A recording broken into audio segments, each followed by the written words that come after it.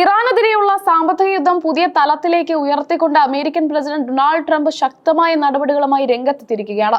ഇറാന്റെ shadow banking സംവിധാനത്തിന് കീഴിൽ പ്രവർത്തിക്കുന്ന 35 സ്ഥാപനങ്ങൾക്കും വ്യക്തികൾക്കും എതിരെയാണ് ട്രംപ് ഭരണകൂടം ഇപ്പോൾ ഉപരോധം ഏർപ്പെടുത്തിയിരിക്കുന്നത്. ഇറാന്റെ വരുമാന സ്രോതസ്സുകളെ പൂർണ്ണമായും തടയുക എന്ന ലക്ഷ്യത്തോടെയാണ് ഈ നീക്കം. അന്താരാഷ്ട്ര തലത്തിൽ ഇറാന് സാമ്പത്തിക ഇടപാടുകൾ നടത്താൻ സൗകര്യമൊരുക്കുന്ന വിദേശ നെറ്റ്വർക്കുകളെയാണ് ഈ ഉപരോധം പ്രധാനമായും ലക്ഷ്യം വെക്കുന്നത്. നിലവിലുള്ള ഉപരോധങ്ങളെ മറികടക്കാൻ ഇറാൻ രഹസ്യമായി ഉപയോഗിക്കുന്ന സംവിധാനമാണ് ഈ ഷാഡോ ബാങ്കിംഗ് എന്ന് അമേരിക്ക ആരോപിക്കുന്നു. ഇതിൽ ഉൾപ്പെട്ടിട്ടുള്ള കമ്പനികൾ ഇറാന്റെ പെട്രോ കെമിക്കൽ ഉൽപ്പന്നങ്ങളുടെ വിപണനത്തിന് വഴിവിട്ട സഹായം നൽകുന്നതായാണ് കണ്ടെത്തൽ. ഇറാനുമായി ഏതെങ്കിലും തരത്തിലുള്ള സാമ്പത്തിക ഇടപാടുകൾ നടത്തുന്ന രാജ്യങ്ങൾക്ക് അമേരിക്ക കർശനമായ മുന്നറിയിപ്പും നൽകിയിട്ടുണ്ട്. അമേരിക്കൻ ഉപരോധം ലംഘിക്കുന്നവർ കടുത്ത പ്രത്യാഘാതങ്ങൾ നേരിടേണ്ടി വരുമെന്ന് സ്റ്റേറ്റ് ഡിപ്പാർട്ട്മെന്റ് വ്യക്തമാക്കി. ആഗോള വിപണിയിൽ ഇറാന്റെ ഒറ്റപ്പെടൽ പൂർണ്ണമാക്കാനാണ് വാഷിംഗ്ടൺ ഇതിലൂടെ ശ്രമിക്കുന്നത്. പരമാവധി സമ്മർദ്ദം ചെലുത്തി ഇറാനെ തങ്ങൾക്ക് അനുകൂലമായ ഒരു പുതിയ ആണവ കരാറിലേക്ക് എത്തിക്കുക എന്നതാണ് ട്രംപിന്റെ തന്ത്രം.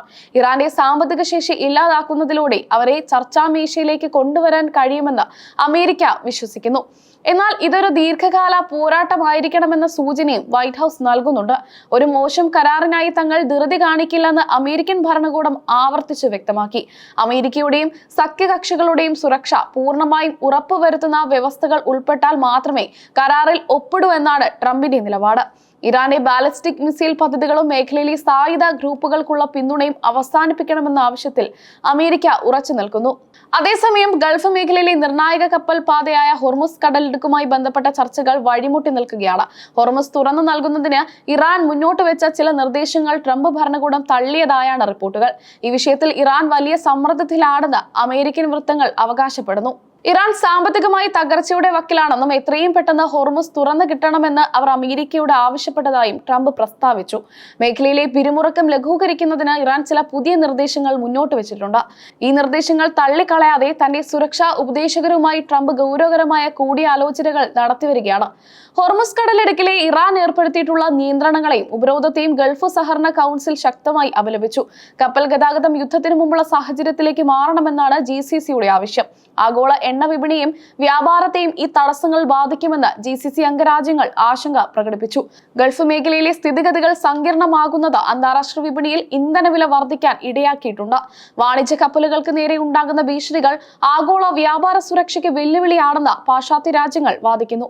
എന്നാൽ തങ്ങളുടെ പരമാധികാരം സംരക്ഷിക്കാനാണ് നടപടികൾ എന്നാണ് ഇറാന്റെ പക്ഷം. ഇറാന്റെ ഷാഡോ ബാങ്കിംഗ് സംവിധാനം തകർക്കുന്നതിലൂടെ അവരുടെ സൈനിക ചിലവുകളെയും ആണവ പദ്ധതികളെയും നിയന്ത്രിക്കാൻ കഴിയുമെന്ന് അമേരിക്കൻ ട്രഷറി വിഭാഗം കരുതുന്നു.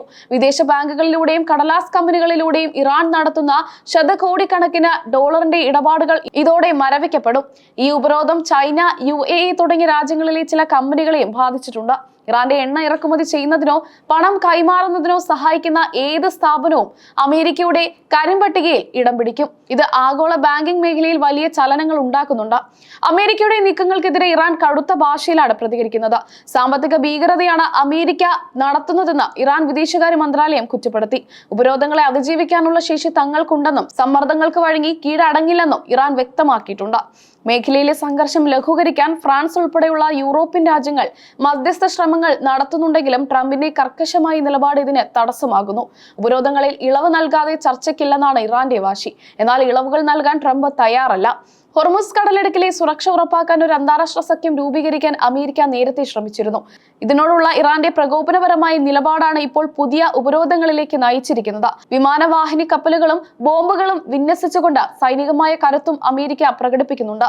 ഇറാന്റെ തകർച്ച താൻ ആഗ്രഹിക്കുന്നില്ലെന്നും എന്നാൽ അവർ ആണവായുധം നിർമ്മിക്കുന്നത് അനുവദിക്കില്ലെന്നും ട്രംപ് ആവർത്തിക്കുന്നു. ഒരു മഹത്തായ രാജ്യമാകാൻ ഇറാന് അവസരമുണ്ടെന്നും അതിനായി അവർ തങ്ങളുടെ നയങ്ങളിൽ മാറ്റം വരുത്തണമെന്നാണ് ട്രംപിന്റെ വാദം. ഉപരോധം കാരണം ഇറാന്റെ കറൻസിയായ റിയാലിന്റെ മൂല്യം വൻതോതിൽ ഇടിഞ്ഞിരിക്കുകയാണ്.